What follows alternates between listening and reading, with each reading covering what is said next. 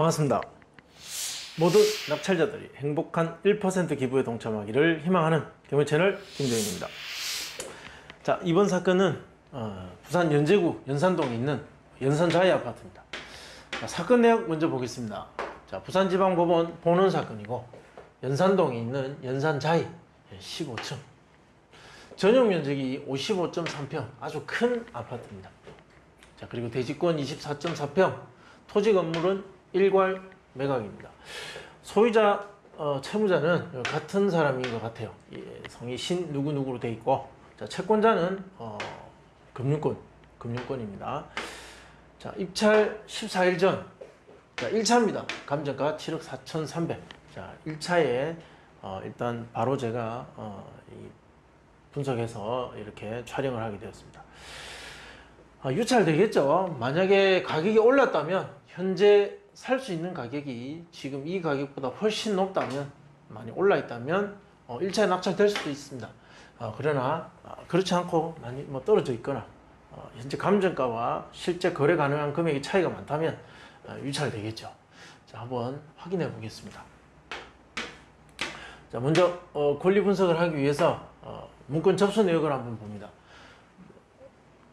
경매 신청이 접수되고, 자, 그리고 지금까지 오면서 어떤 이해관계자의 흔적이 있는지 한번 볼 수 있습니다.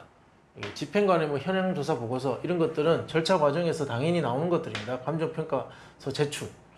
자, 그 외에 어떤 채권자, 낙찰받은 이후 낙찰자에게도 영향을 미치는 채권자나 또는 점유자의 흔적은 보이지 않습니다. 자, 그냥 일반적인 그런 채권자들의 권리 신고만 보입니다.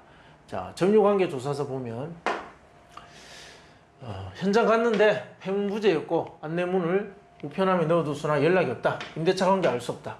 임차인의 권리 신고도 없었고, 자, 전입세대 열람을 해보니까 현재 소유자의 세대가 살고 있더라. 자, 등기 현황 보겠습니다. 현재 소유자가 2014년 1월 28일 집을 샀습니다. 샀고 당시 가격보다 현재 많이 올랐네요.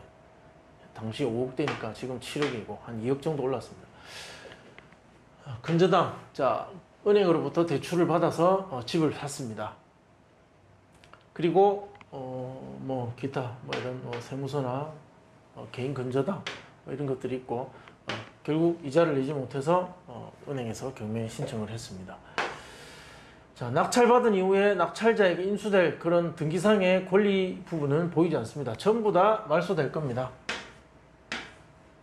매수인이 인수하게 될 부담. 자, 그러면 어떤 인수할 부담이 있느냐? 자, 관리비 있겠죠. 관리비가 연체가 많다면 명도할 때 영향을 받습니다. 결국 입찰가에 영향을 주게 되죠. 따라서 관리비를 얼마 정도 연체되어 있는지, 어느 기간 연체되어 있는지를 확인 꼭 해보셔야 됩니다. 각종 공과기비, 관리비에 포함인지 아닌지도 확인해 보셔야 됩니다. 자, 임차인 조사된 내역 없습니다.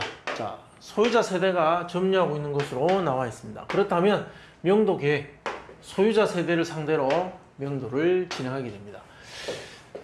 예상 기간은 잔금 납부 후 1에서 약 3개월 정도 소요될 것이고, 만약에 협의가 되지 않아서 강제 집행을 한다면 600에서 700 정도의 집행 비용이 들 겁니다. 차라리 이 비용을 직접 이사 비용으로 주고 그냥 이 돈 받고 나가세요 하고 주고 합의해서 내보낼 것을 권장합니다. 자, 명도 소송 가능성은 희박합니다. 자, 중요한 건 이제 여기서부터죠. 시장에 나와 있는 물건들 중에 한 9가지를 빼봤습니다. 호가가 보면 저층이 한 7억 중반 정도, 그리고 고층이 8억 중반 정도의 호가고 있습니다. 심지어 10억을 호가하고 있는 것도 있다. 그러니까 7억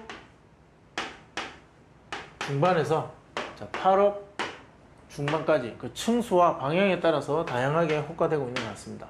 자, 실거래가를 보니까 실제로 약간 저층은 7억 2,500, 6억 9천, 7억 초반대에서 거래가 되다가, 그리고 6월 정도에 와서 7억 후반, 8억 초반까지 나타났습니다.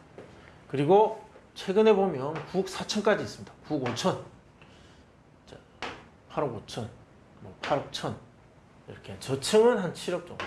그러니까 저층과 고층의 차이가 1억 원 이상 차이가 난다는 거죠.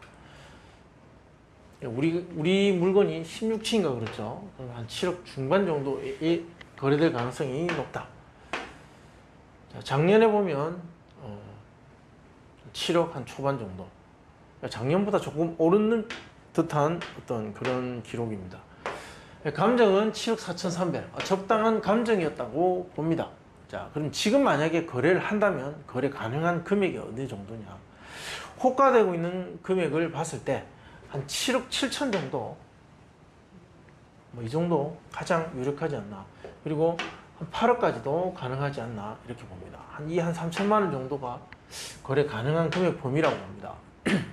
자, 그럼 낙찰 사례 분석해 보면 연산자이와 더샵 파크시티 이렇게 두 가지 있습니다. 4월 달에 있었습니다.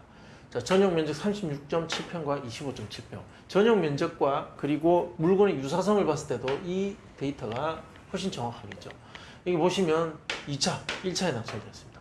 자, 여기 2차에 낙찰된 거 13대 1. 자, 1차에 낙찰된 것도 뭐 13대 1. 경쟁률이 상당히 높았다는 거죠. 13대 1 정도면 뭐 실사용자들의 경쟁이라 가정해도 자, 굉장히 인기가 있다. 자, 이렇게 볼 수 있겠죠. 감정이 이러할 때 거래 가능 금액은 이랬습니다. 거의 감정과 좀 비슷했고 이거는 감정보다 훨씬 올랐습니다. 자, 낙찰가액은 94%, 95%.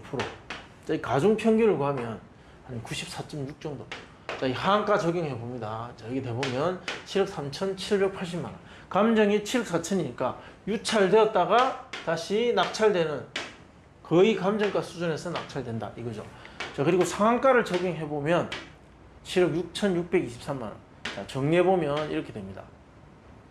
감정이 7억 4천입니다. 자, 하한가를 적용하면 유찰되었다가 감정 수준 비슷하게 낙찰된다는 것이고, 상한가를 적용하면 여기서 한 2,000 정도는, 2,600 정도는 더 써야 된다는 거죠.